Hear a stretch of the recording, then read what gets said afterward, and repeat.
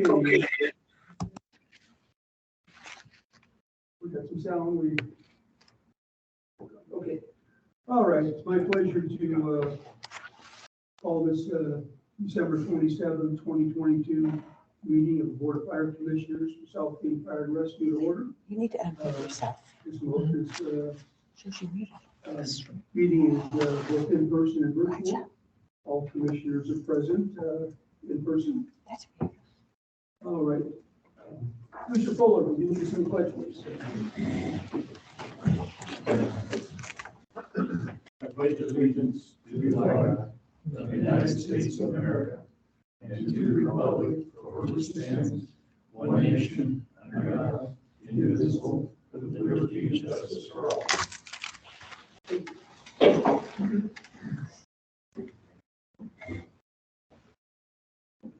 Okay. All right, we have two sets of minutes to approve. If I could have a motion and a second to approve the regular meeting minutes of November 22nd, 2022. Mr. Chairman, I move we approve the regular meeting minutes on November 22nd. Second then. All right, motion's been made and seconded. Any additions, corrections? Hearing none, all in favor of approving the minutes, say aye. Aye. Opposed? Carried unanimously. Thank you. All right. And if I could have a motion and a second to approve the special meeting minutes of December 9th, 2022. I'll move approval of the December 9th, 2022 minutes. I'll second. All right, motion and a second to approve the December 9th minutes. Any additions, corrections? Hearing none, all in favor, say aye. Aye. Opposed? Carried unanimously. Can you just the volume at all? All right, Commissioner comments. Let's start with Commissioner Medina. Other than I hope everybody has been a great new year. Commissioner Thompson. Well, I also wish everybody a happy new year, 2023, and I hope everybody had a eventful Christmas holiday. And I'd like to take a second just to recognize Commissioner Fuller. Commissioner Fuller was elected the president of the King County Fire Commissioners Association for 2023 and 2024. So that's fun. Great. You know, you were signing up for 2 years. I didn't either. I made the motion. That was a nomination. Sorry, Bill, you're gonna be a hard act to follow. Yeah. I didn't hear the train whistle blowing. All right. Commissioner Berger. I have none other than to repeat what has already been said. Thank you, Mr. And Commissioner Fuller. Happy New Year. All right. And same here. Happy New Year, everyone. All right. Are there any public comments?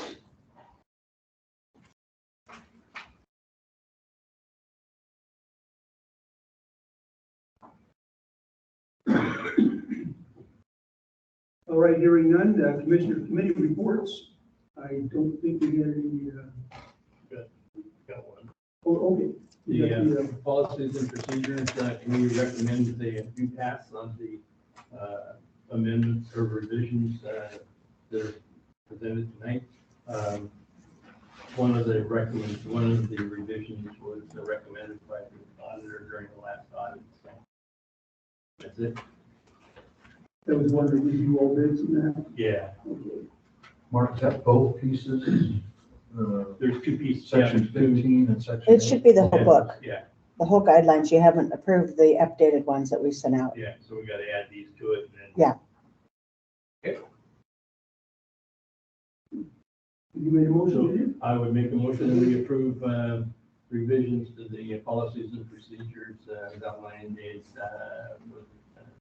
15 and I forget what's it. 15 and 8. 15 and 8. Yeah. Here it is. Okay, is there a second to that motion? Second.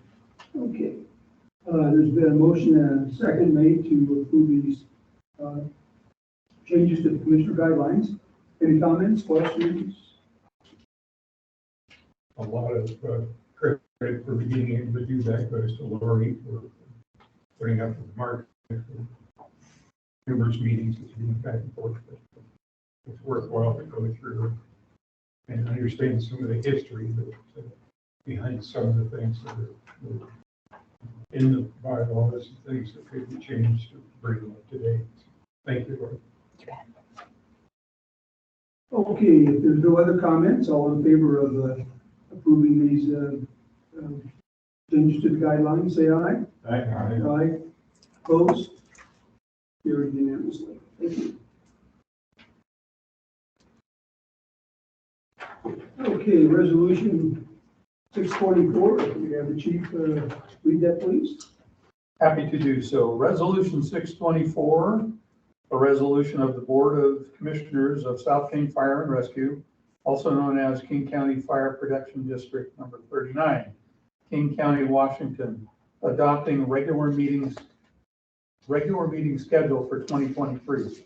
Adopted at this regular Board of Commissioners of South King Fire and Rescue this 27th day of December 2022, the following commissioners being present and voting.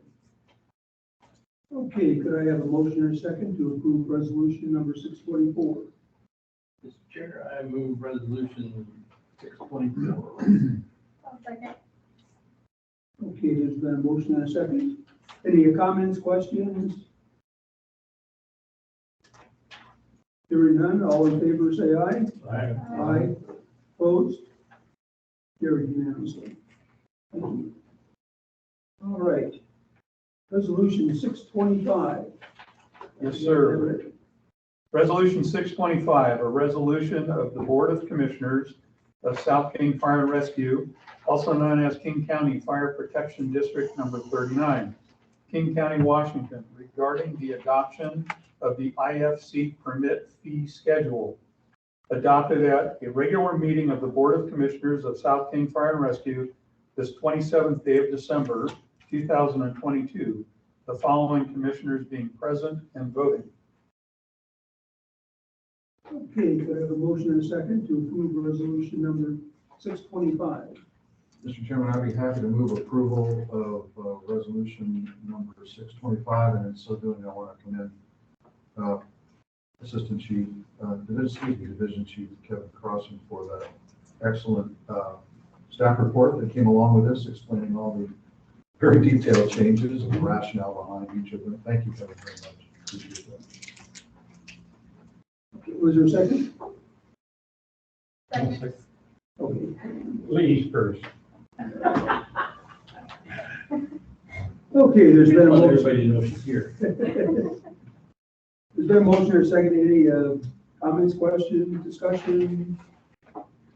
I know I received an email from Commissioner Thompson, and I want to address some of those things. He talked about the fireworks. He talked about fireworks in two different places. And you bring up a good point. We could add displays to the firework one, that's displays. The other one is for storage.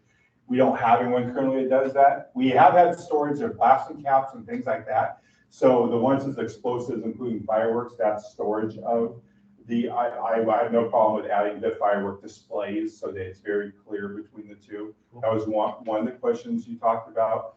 And let's talk about, we're adding a reinspection fee, as I explained in the process, because we have some businesses, because there is no penalty, we'll get to it someday. And we have staff coming back 6, 7, 8 times, and it's cutting into our day. It is our hope we never collect one of these fees. Most of ours are dealt with in a pretty reasonable amount of time, but Commissioner Thompson did ask a question. Sometimes there are things that are higher issues than others, and they need to be corrected faster than other things. But to be fair to our businesses, what we want to do is we want to guarantee them at least 2 weeks at a time so that we can't, well, we would do both your re-inspections in 7 days and now you're paying this fee. We may choose to do re-inspections quicker than that, but we won't issue the fines until we pass those benchmarks. So that someone can't say that, that we're treating it differently, and so forth. The other thing, was there anything you asked about? We can get to the other fees we collect on, the construction permits and that kind of stuff and so forth. One question you had was what fees do the city collect for us? They collect new construction fees on that. But the other thing they do collect that we're seeing a ton of right now is solar panel installations, because they are construction fees. And the city of Des Moines has been collecting the $120 that we give for that and then giving us that money. City of Federal Way will start doing that on January 1st of this year. We've been talking to them about that. We have been collecting in Federal Way for this last year, which just adds another layer and causes, quite honestly, confusion with people getting solar panels because they pay the fee to Federal Way. Now, why am I paying another fee? So we took the model we had with Des Moines, and now we're duplicating that in Federal Way. So that'll make it easier for the process. And then, like I kind of, there's a short executive notes here, so forth. I think most of it made pretty sense. We did raise the fees, as you saw, from 80 to 90 and so forth to that, but I did raise the $50 one because we wanted, so we took that at 25%, which when we went with streamlining, they're like, you're the only department we know in the country who's doing this. So they had to create a special code for us to do that and so forth. And then by far the biggest one was the mall, taking it from $1,000 down. For all of us that have lived here for a long time, we know the mall used to do car shows and fire department and all of these things. And so what I was told by retired Chief Goodsell was that that $1,000 fee covered everything that happened during the year. But the problem is the mall hasn't operated that way in probably 10 years. And they have complained about this fee the last 2 years. So staff had talked to me and I said, okay, let's get it back where it's reasonable. And then you see, we have this special event fee at the bottom. If they do something special, we'll treat them like everybody else. So I know the mall will be very glad that fee is changing. Unless anybody else has additional questions or concerns. Kevin, do I need to amend the motion to make a change for fireworks storage? Or is the wording? I think if we just change the fireworks to firework display. Fireworks display, well, Yeah. I will amend my motion to say fireworks display on that $120 fee item. And thank you for bringing it up this afternoon. I just saw the email and read it. I said, yeah, because, and like I said in my first comment, we're trying to make this easier for the general to understand. They don't know the fire code, the building code, right? So when we listed out fewer in our last example, we get questions all the time, or staff get questions, why are you charging me this fee? And we had to pull out the fire code, and it was way above their heads. So every fee that's listed here is a fee that we issued this year. So unless someone brings a new business or something new in and so forth, it should be much easier for the business community to understand. So what are we gonna do with the person that is denying compliance?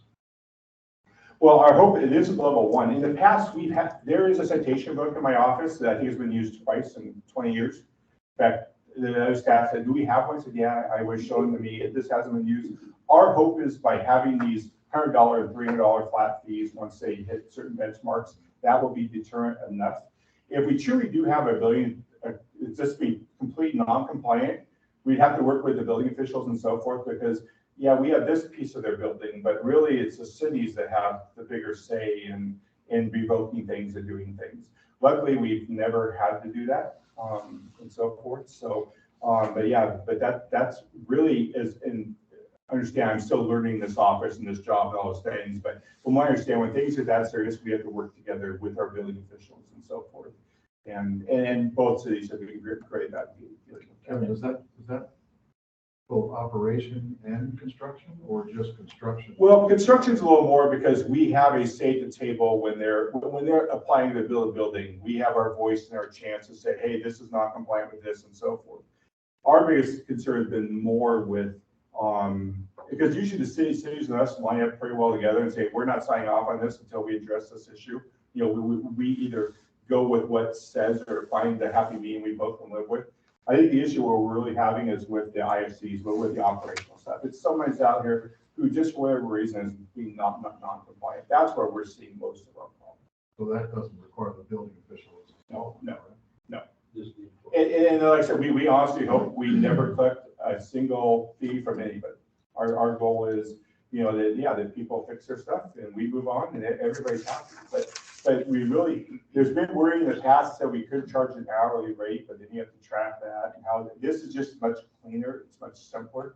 And what we'll do is we'll set up in our streamlined program to where now when people get when they get a first re-inspection, they'll be informed, hey, you get one more free, and then after that, this is the fee schedule to get this fixed.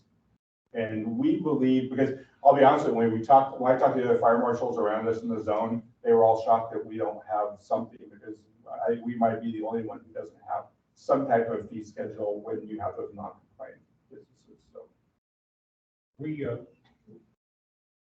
There were a number of weeks or visits. I don't have my copy with it.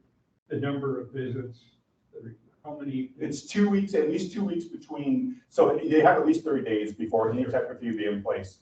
And then one thing that we've talked about, and it goes back to what Commissioner Thompson kind of hinted to, we've had times, so let's just take fire alarm panels, where we know for a fact they're just not available. We're gonna use some common sense. If someone can't get something, it's not their fault, we're going to take that into account, so forth. We're recovering more money is when you go past 5. Well, when you get past 2, yeah, you should, the inspection 1 or inspection 3 and 4 are $100 a piece, and anything past 4 is $300 every time you visit. And once again, you still have to follow the 2-week span and all that. So, I mean, like I said, we are not, like I said, I think it'll be successful if we never collect the fee.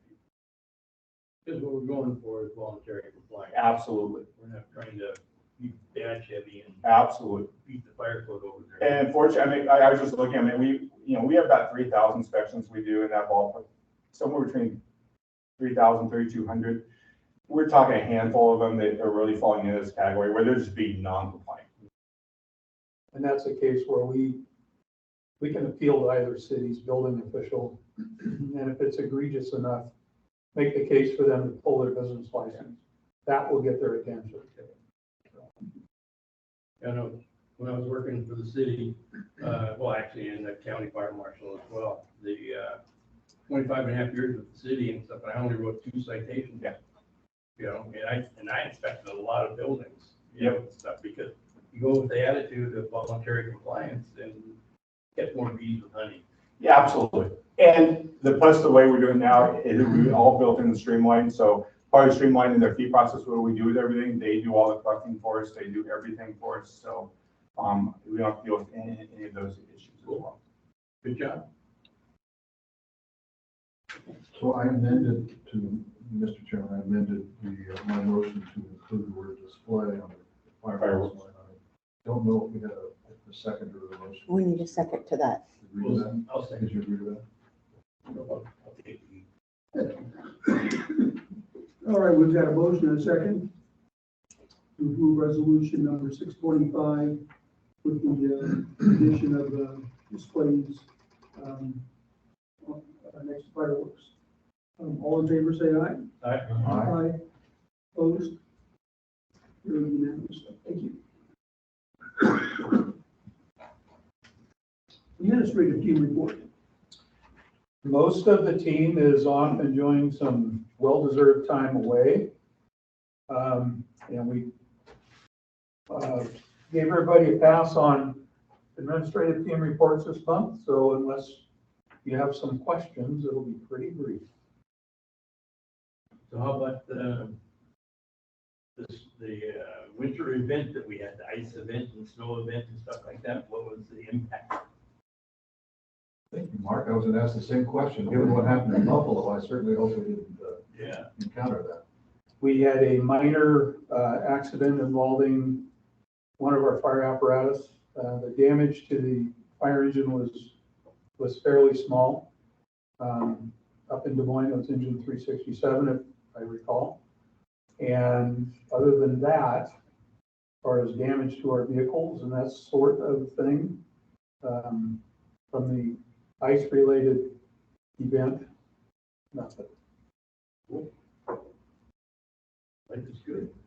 That we were able to respond in a normal manner despite. Yeah, I think it was, I haven't looked at the numbers. Typically, they'll make those available, but I'm sure the response times were up a little bit due to the road conditions.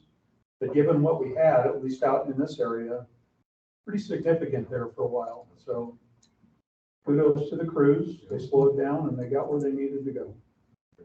Do we provide traction devices for the troops? Yes. Oh, Oh, for their own personal use? No. Might be something the safety committee might want to look at. They, so when they're out on the roadway doing their business, they're not slipping and falling, getting hurt.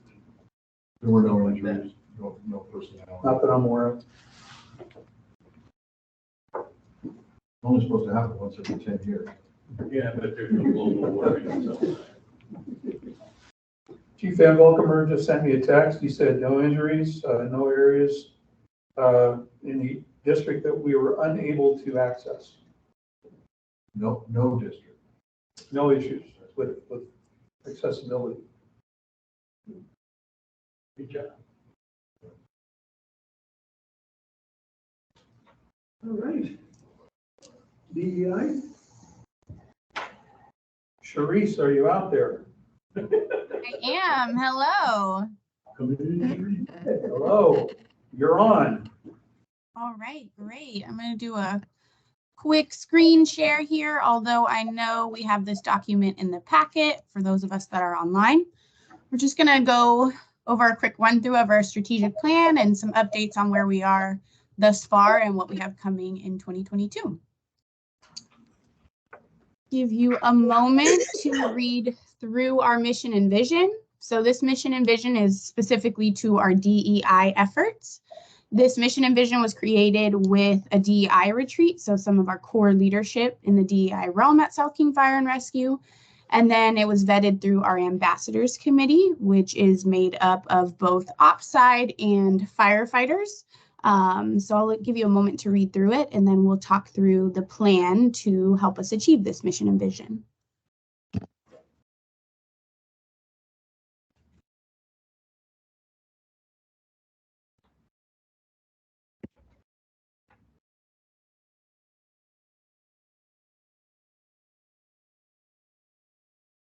Can I ask Following, oh, go ahead. Question at the end of vision. What are we talking about when we say backed by accountability?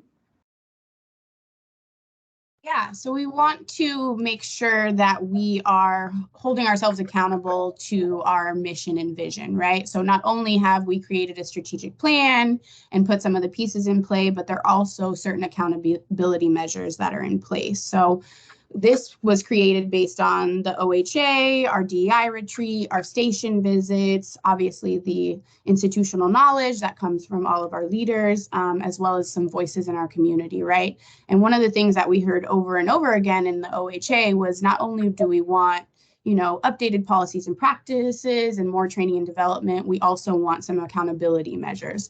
So one of those things is our ambassador committee, right? Holding us to our strategic plan, making sure we have boots on the ground and also those voices of what is going on in our divisions, as well as we have a grant currently running with the Department of Commerce. So many of the things that you see throughout the strategic plan are directly tied to our deliverables for the City of Commerce. So that's another layer of accountability. The other piece is really wanting to center the voices of our community in our planning and practices. And as we continue to have opportunities for our community to, voice their feedback and their needs, we want to continue to show them that we have put the things that they have already asked for into place. So we want to make sure just that all of our efforts have certain accountability measures that we're able to go back to. Thank you. Sharice, this is Dave Berger. I was going to ask you about the ambassador committee because I'm not familiar with that. Can you describe what the ambassador committee is and how it works? Yes, absolutely. So the ambassador committee is a volunteer committee. It meets once a month for about 2 hours at a time. And the idea behind the committee is, one, to get every level of the organization involved in the DEI work. And then also, again, centering those voices, right? So as we're talking about things like workforce development or hiring and recruitment, we need to be sure that we are not just making plans based on what we think is a need, but based on what our firefighters and leaders have shared with us that are needs for either their crew or for our community.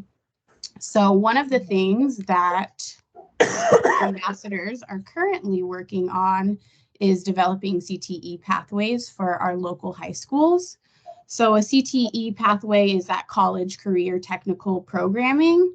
And what the ambassadors are working on right now is creating different pathways that high schoolers would be able to come into. It would be about like an 8-week program. And what they would do during that program is learn about the different opportunities within the fire service. So there will be, a firefighter track, an IT track, human resources, as well as some of our business operations divisions. And the goal is really just to, one, have qualified candidates as they become of age to possibly join our department. 2, it's that free marketing, right? They are sharing their experiences with their communities, their schools, their families, and then also a way for us to mentor and engage with our community. So the ambassadors groups works on specific kind of strategies to get us to those strategic goals that we have in each of those 3 categories. And you said that the committee's made up of people from all levels and all divisions, the opportunity to be on the committee from different divisions. Levels. Great. Thank you for the explanation. Yeah, absolutely. Any other questions so far?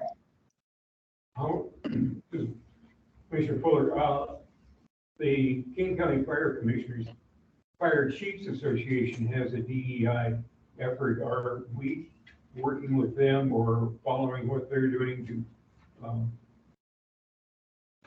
Yes, stay absolutely. consistent, learn from them? Yes, absolutely. So we just recently participated in their DEI workshop, which is for potential firefighters coming into the service. So we had a recruitment table there, as well as Dave V is deeply connected with the association. So he's been helping us build that partnership as well. I also engage with their monthly meetings, and, we're sharing the things that are working for us. They're sharing some things that are working for them. And we're able to implement those into our practice as well. So yes, already have a partnership and continuing to build a partnership, as well as engaging in some of the things that they have already created, like the diversity workshop and not reinventing the wheel. Thank you. Absolutely. How are we measuring the success of our program? Yes, so we are still in the very beginning phases of our program and strategy. So the way we'll do that is through data. The one that we have kind of in progress already is our training and development. So we have had a inclusive leadership training opportunity for all of our civilian staff, which will next go to our firefighter staff. And the way we measure success is through feedback data. So after they complete a training, they're asked a series of maybe 3 to 5 questions, which include strategies that worked well for them, as well as opportunities for us to grow. The other way that it's measured is through kind of organizational assessments. We've done the IDI assessment as a team. So we're able to compare our IDI data from this season to the next time we do it, which will be in about a year. And again, we'll use those data points to make sure that our programming is successful. And then some pieces of the data, of course, is qualitative, right? So it's a narrative, hearing from our community, hearing from our staff, as well as our leaders about, culture shifts that they're seeing, what's working, what's not working, and being able to continuously readjust for the most success. Obviously, we'll collect data from our internship opportunities and things like that as they arise, but really staying focused on being able to look at the numbers and make sure that we're successful in our programming. Therese, this is Commissioner Berger again. On strategy 2 under community outreach, I'm interested in knowing how you plan to go about creating these community listening sessions. Has there been any discussion about the how and when and where and all of that? Yeah. Yes, absolutely. So there's a few different parts, right? The first part is wanting to invite community into us, which we have started to establish. So inviting them to come visit us at a station, ask questions, give feedback around different things in terms of community outreach or public education, resources and things they'd like to see from us as a department, as well as just opportunities to connect. The other thing is making sure that we target specific populations. So building those community partnerships with specific kind of organizations and communities within South King. So we've partnered with Communities in School Federal Way Highline, developing some listening sessions with their school outreach coordinators, and being able to really hear from our young people what they'd like to see in terms of opportunities for them within the fire service, as well as partnering with local community agencies that focus on community. For example, we met with MSC, which is the Multicultural Service Center, last week. They also have a series of kind of community listening sessions or community engagement opportunities. So we'll be partnering with them to attend and gather information from some of those sessions as well. Great, thank you. Teresa, Mark Thompson again. The community listening sessions and stuff like that, do you have any plans or ideas to use any of our facilities to host some of those sessions? Yeah, absolutely. So bringing the community to us will be just as important as going to our community and mobilizing and meeting them where they're at, right? And the idea behind using the stations is that not only do they have this opportunity to provide feedback, but they also get to see what South King Fire is all about, right? And really be engaged in the day-to-day of our firefighters, which is an amazing story because they do great things every day. So definitely wanting to open up, there's been some ideas about like pancake breakfasts and things like that. So for sure wanting to bring the community to us as well. Sharice, you've conducted one already, have you not? Yes, we have. But, with the craziness of December, scheduling was difficult and we had light attendance, but we're definitely hoping to increase attendance in the future. And I think the lesson that we learned too is first establishing some of those relationships and going into our community before asking them to come to us. Are you, on these listening sessions, whatever, are you taping them? So if somebody wanted to go and somebody that wasn't there, say myself, if I wanted to go and listen to who called in, what comments, I could do so? So it was in person and we did not tape. We could consider that in the future. I also want to keep it as, open as possible so people are truthful without kind of, fear of things being very public. But what we did do is take notes. So of each of the questions asked, there was notes taken based on the responses by our community. So we could definitely share those notes. The strategy for community outreach, what does that mean? Yeah, so what this means is professional development, right? So when we think of professional development, often things we think of kind of those core competencies that it takes to show up as a firefighter, but this is taking it one step further and really building some capacity around community, right? So what it looks like to engage with those from a different community than yours, establishing some more like common language and practices. So every time someone engages with a South King firefighter, this is kind of what they could expect. So it's focusing on like anti-bias training or, connecting with communities of color or connecting with young people or, working with clients that are underserved, like our homeless population, for example, or our immigrant population. So it's just deepening our cultural competency to be able to work with all of the communities that we serve in South King. Who is getting the training? Community building training? Yeah, so it is a kind of conjunction of things. So as the workforce development program manager and with my background in master's in education, I build some training and development tools. The other pieces obviously are bringing in experts. For example, we have a sexual harassment training coming up, and we're bringing in a lawyer who is going to lead us through that one. We have a mental health training coming up, and we're bringing in Dr. Pierce, which is a trauma therapist that's well known in the Pacific Northwest. So it's a combination of using our internal talent, which we have a lot of, right? Ranging from the ops side to also the firefighter side. So wanting to build some of those internal structures and really using our strengths and our talents that we already have as a department, and then also bringing in experts in the field to engage in our training as well. So it's a mix. Therese, what's the target age group you're looking at in this program? I'm sorry, it cut up a little bit. The target date I'm looking at. Target age group from the lower end to the upper end?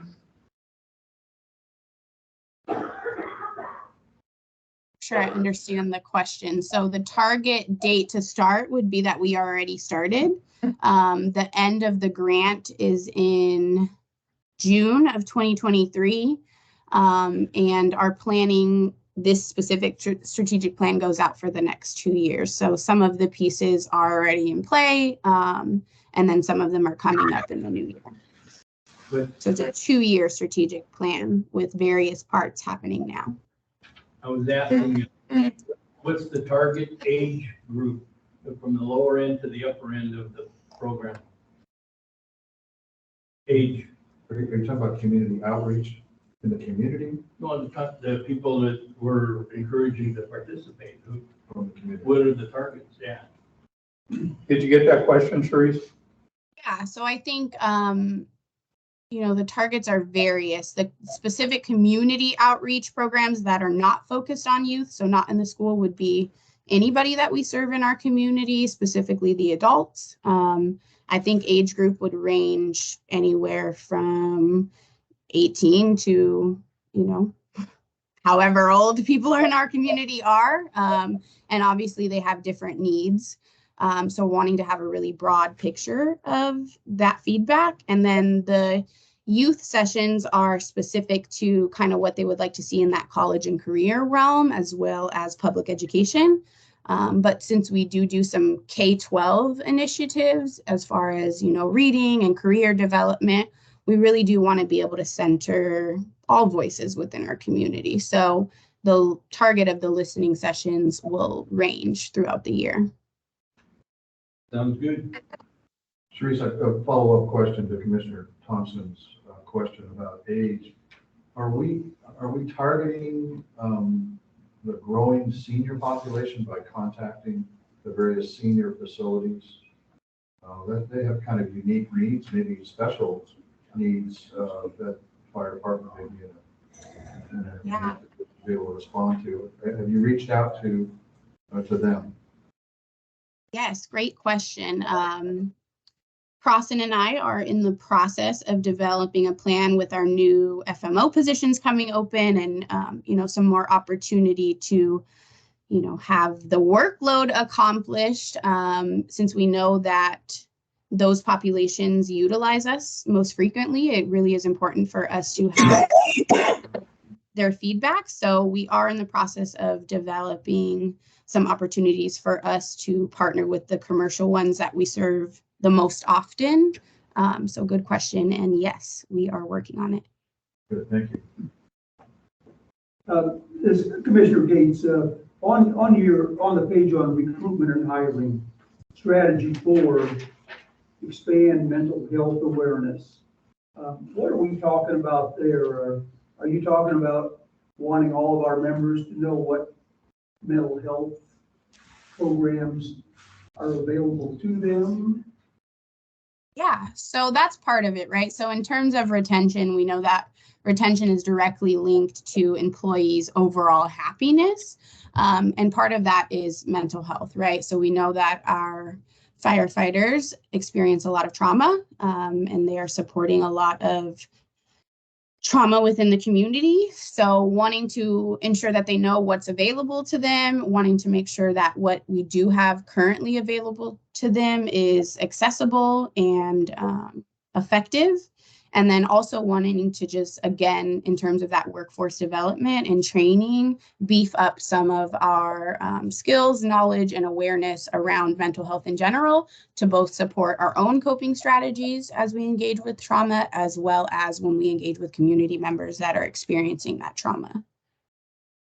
So things like, secondary trauma and compassion fatigue and burnout. And then again, those healthy coping strategies. So one of the strategies within strategy 4 is having Dr. Pierce come in and lead that health awareness training. Thank you, thank you. Any other questions, comments? Since we're into this pretty thoroughly, let me ask one last question from my point of view. On that same list, under recruitment, hiring, and retention, the very last strategy, could you explain that, what that means? Because it's really not clear to me. Yes. So again, similar to the ambassadors, right? Wanting to create groups that involve community as well as our ops team and our firefighter staff, working on specific areas. So let's say, for example, the DEI group that is working on our public education stance and building those partnerships. So different groups, affinity groups, information sharing groups, focus groups, as well as groups that are focused on action and resources. So think of it as like building a PTA, right? But for the fire service, and wanting to make sure we have different groups that are connected and helping us cultivate some of this work. So we're not doing it all on our own. Thank you. So for strategies here that look really good, but what is the timeline? You have a timeline that is attached to those. yes, so one of the biggest timelines that's attached is our Department of Commerce grants timeline. So that one's coming up here. The first one is coming up January 15th. And then the last one's coming up on June of 2023. Obviously, some of our timelines has changed with the challenges in hiring and recruiting and the mandate and things like that. So some of our timelines have been either paused or are in the process of being reorganized due to, different challenges that we're coming up against. The timeline for training is once a quarter. So we completed our first one on December 8th, which was the inclusive leadership training. Coming up, we have foundations of equity, systems of oppression, the mental health training, and then the sexual harassment training. Other than that, we want to have an employee portal up and running by that June date, which would be those SharePoint resources. So it's basically just an online classroom of training opportunities that anybody within the department can utilize. And then the community outreach efforts and then recruitment really focus on when we're able to get our new hiring timeline down, which we are getting closer to.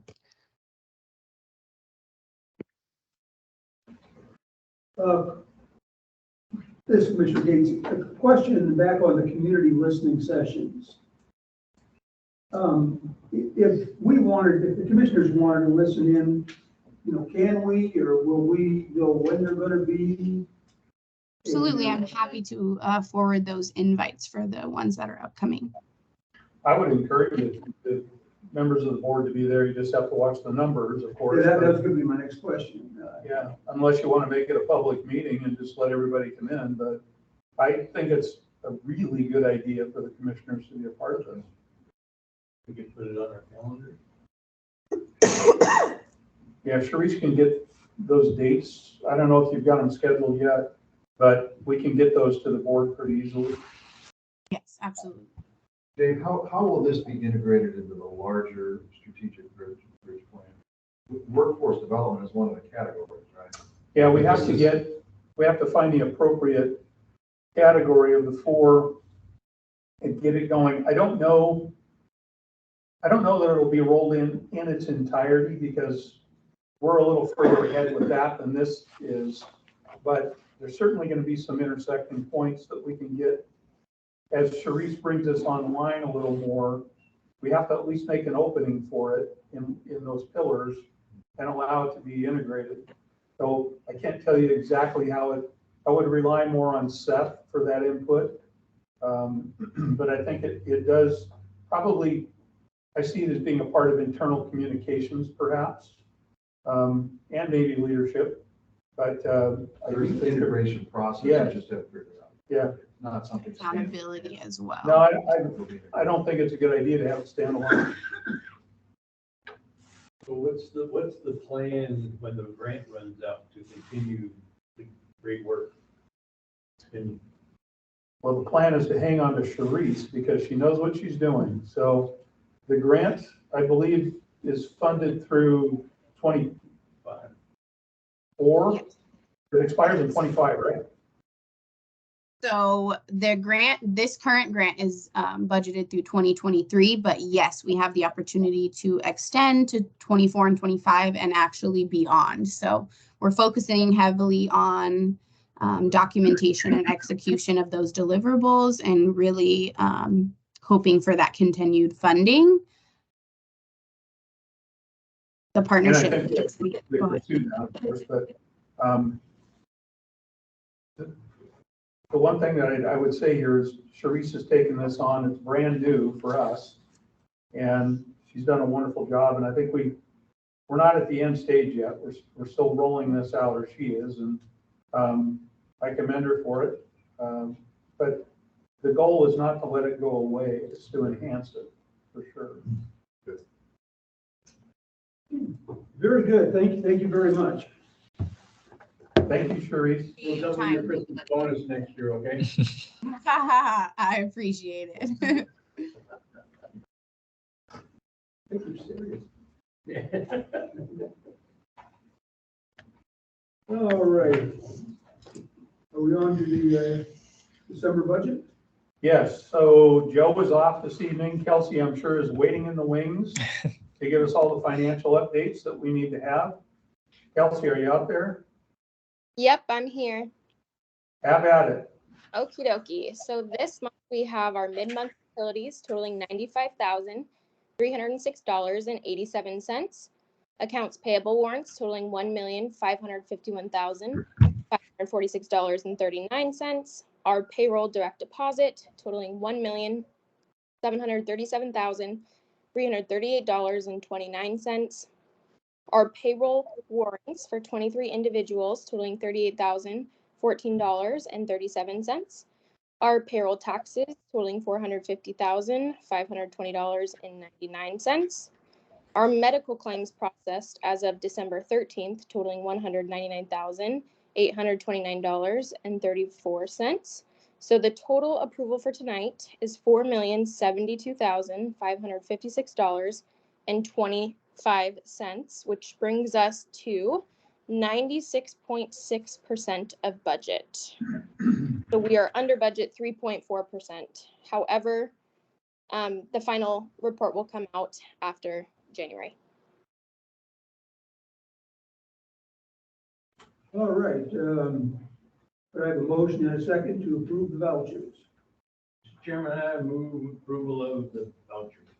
I second the motion. Motion's been made and seconded to approve vouchers. Any questions, comments? If not, all in favor of approving vouchers, say aye. Aye. Aye. Opposed? Motion carried. Thank you. All right, at this point, the board is going to adjourn into executive session for RCW 42.30.110, 1G, to evaluate the qualifications of an applicant for public employment or to review the performance of a public employee. Action may or may not be taken after the executive session. We anticipate the executive session lasting for 15 minutes. At this time, Joining the board in executive session will be Chief Captain, Executive Director Ganem, Assistant Chief Van Valkenburg, and Division Chief Smith. At this time, we will recess for 5 minutes to get everyone transferred into executive session. At the end of executive session, we will take a 2-minute recess to get everyone transferred back over to the special meeting. Okay.